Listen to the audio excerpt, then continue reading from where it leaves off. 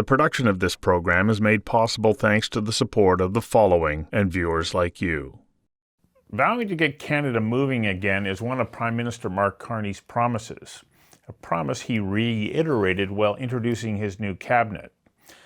As the economy has taken a jolt from the shifting relationship with the United States, politicians across the country have turned their attention to improving the regulatory environment here at home. Krystal Wittevrongel of the Montreal Economic Institute points out this is an interesting development from the Carney government. She says reducing regulation was supposed to be a priority way back in 2018.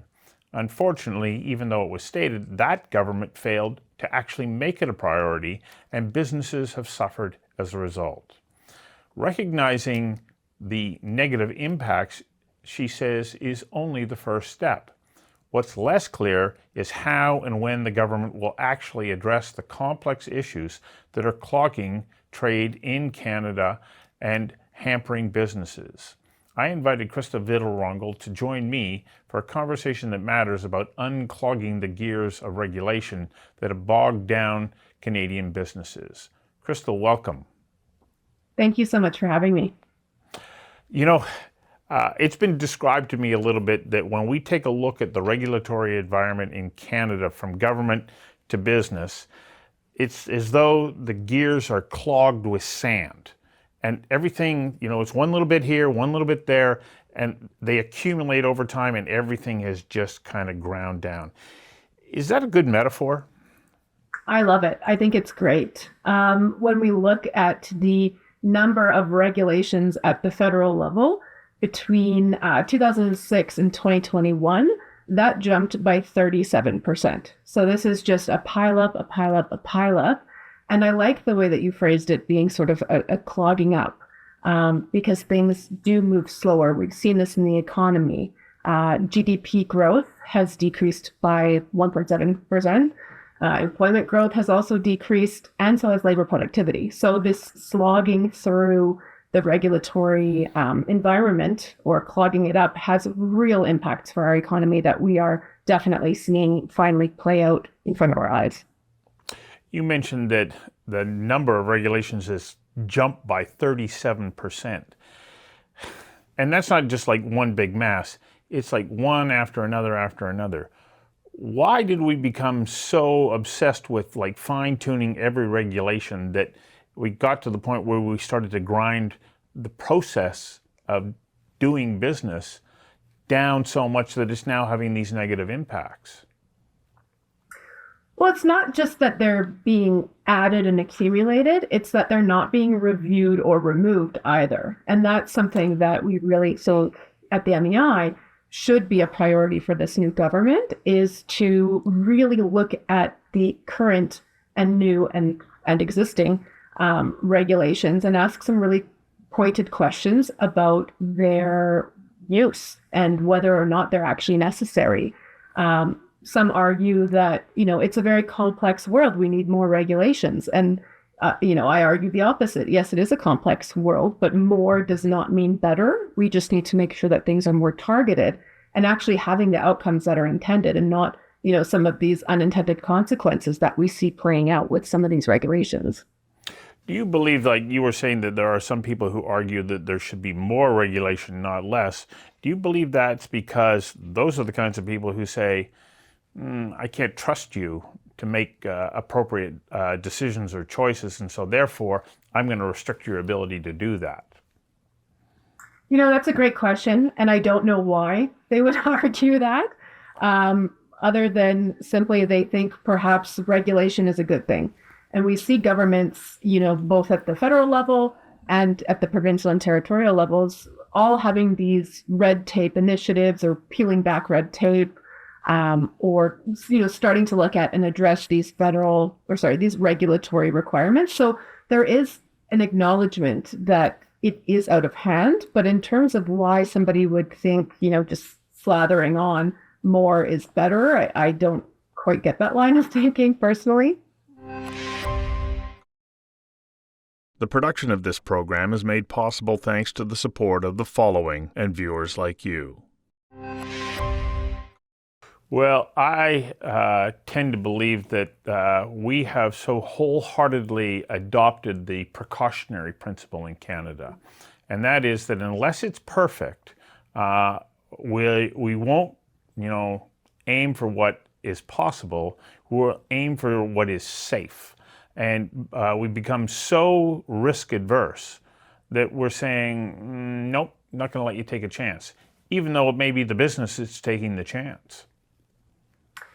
Yeah, and I mean, I think that when we talk about safety, that in the context of regulation is a bit of a gnarly kind of way to talk about it because safety is always and should always be at the forefront. But Right. some of these regulations are just, have these consequences that are quite silly. So, for example, in 2024, the Canadian Border Services had reclassified the way that they consider certain costume material. And so this actually impacted a small Calgary business because it required them to refile all of these old records. It ended up being about $100,000 or some quite a large amount of money for a small company in terms of import duties and all of these consequences that had no, didn't really do anything for the public. This wasn't a safety issue. This was I don't know why they did it, but it just had these consequences that we don't really think that were intended. But when it comes to the precautionary principle or safety, I think safety should always be at the forefront. But asking certain questions about regulations, even existing regulations, not necessarily just new ones, is really a necessary way to look at whether or not they're even needed, or if safety is just an argument that's thrown in there and isn't actually part of the equation.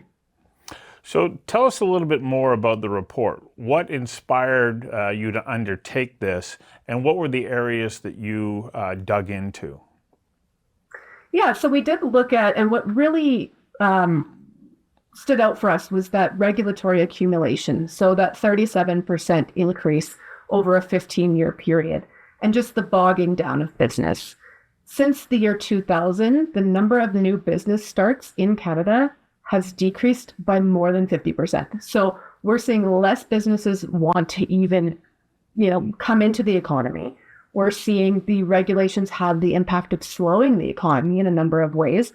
And there's really no way of managing this, at least one that is shared or seen or seems plausible. And so what we did was we looked at the Chrétien program review from the 1990s, which had the impact of really cutting down spending, unnecessary spending, by asking very pointed questions about programs. And so we recommend that the same thing happen with regulations.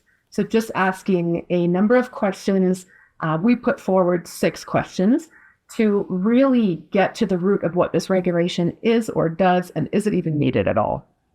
So what were those 6 questions? Let's go through them and examine why they're important and how maybe they can help shape the discussions around how do we change the regulatory environment so that there is a greater willingness for people to start companies and to be able to grow their companies.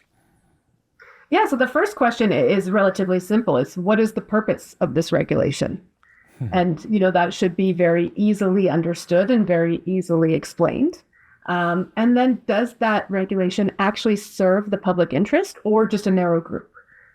Moving forward is the third question, is the federal government intervention actually needed? Is there already a similar thing happening either at a provincial or municipal level? Is the federal government really the best place to put in a regulation like this or to moderate this sort of thing? Then the fourth question is, what is the economic cost of such a regulation?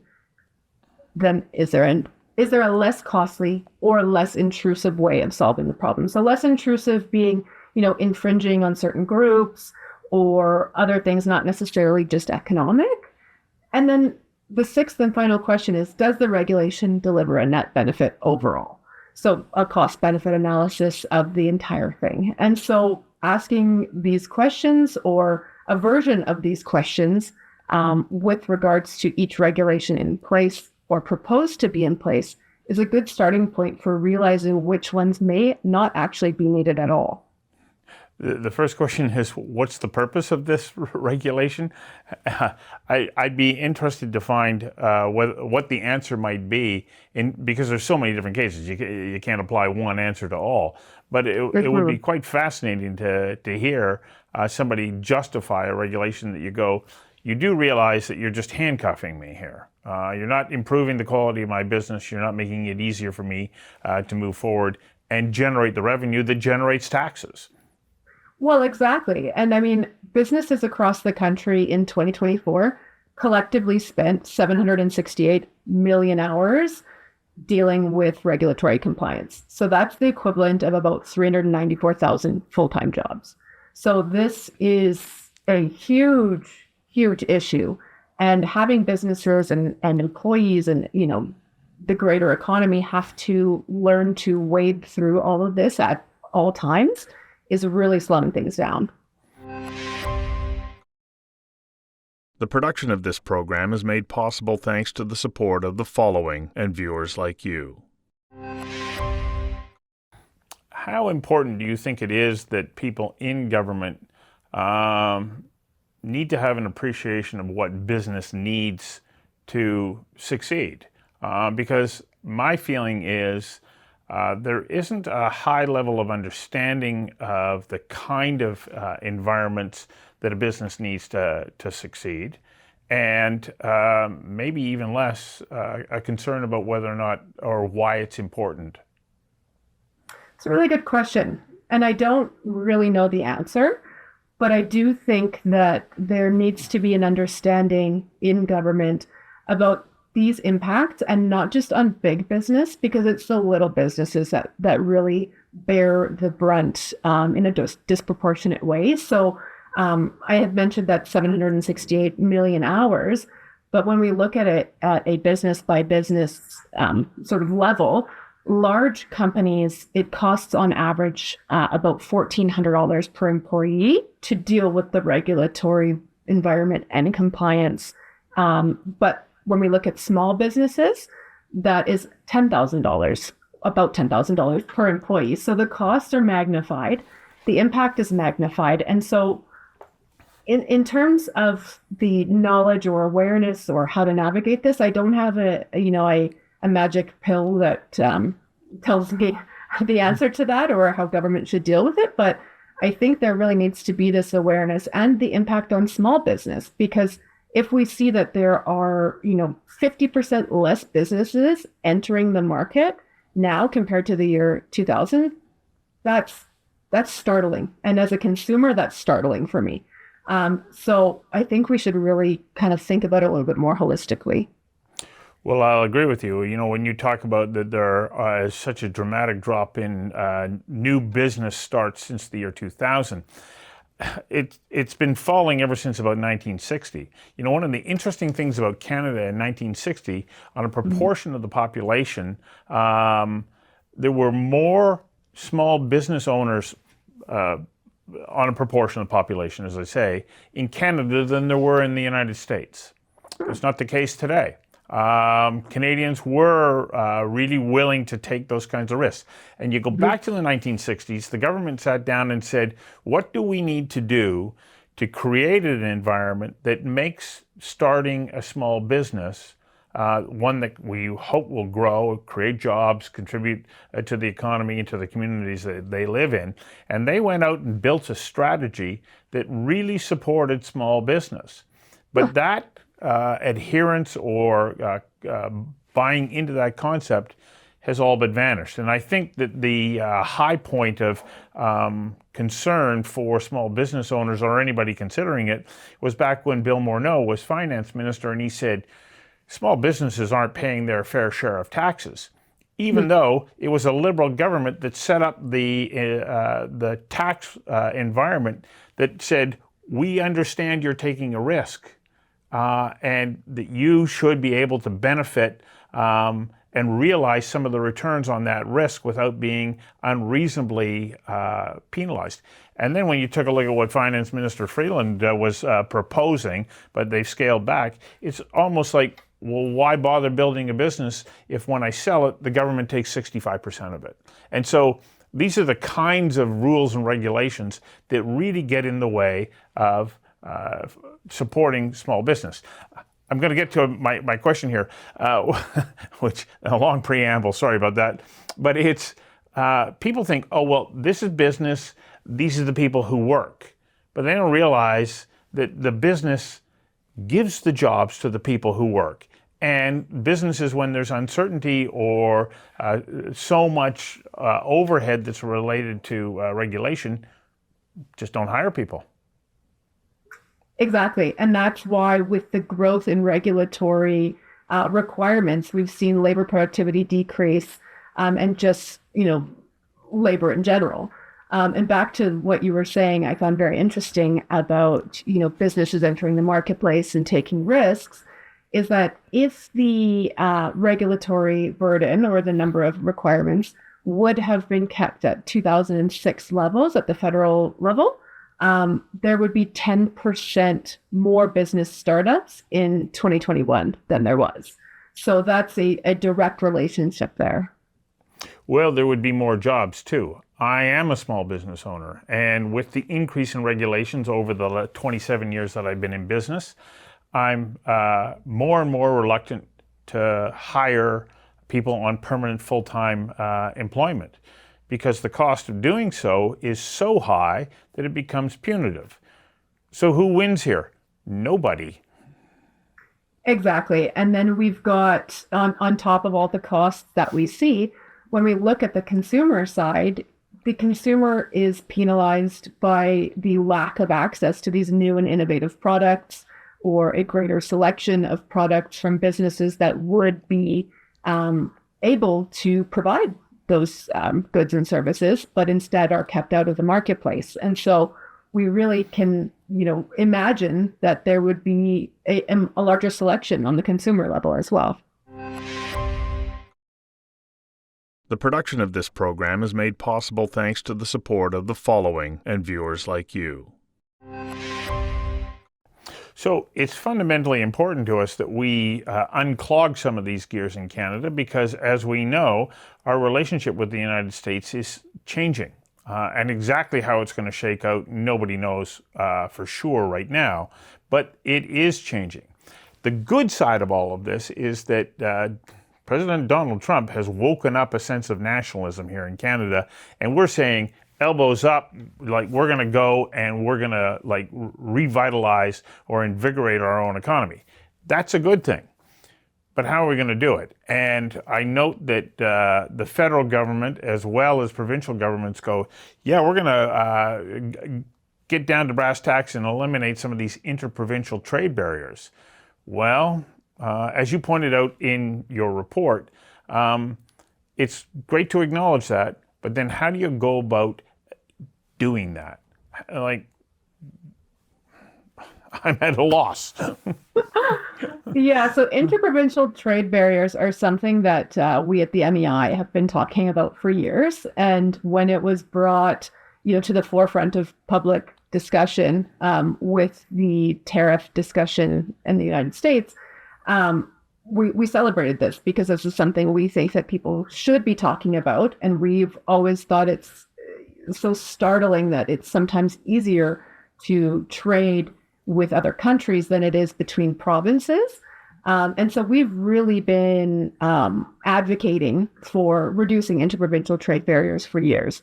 And some of our work has shown that there would be massive GDP increases and quality of life increases for provinces who were to, reduce their interprovincial trade barriers, even alone in the absence of other provinces doing so. But there is reluctance, and it is a little bit more difficult. And so this reinvigoration of the discussion, it's great, and it kind of is needed, considering that the Canadian Free Trade Agreement was back in 2017.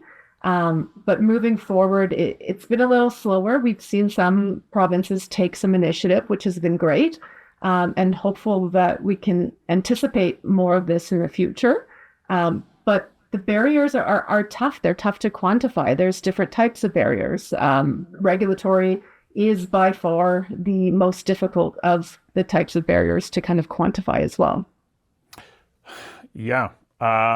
There may be a product that I want to buy from Prince Edward Island here in British Columbia, but I can't get it any other way. Thankfully now we have the internet and I can find it and they can ship it to me. But then that drives up the cost, not only of the product, but also the process of getting it.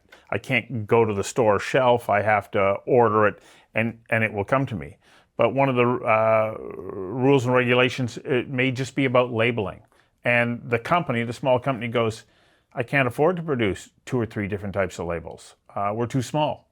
If we can start to address those kinds of issues, just small things like that can start to make a difference. Absolutely.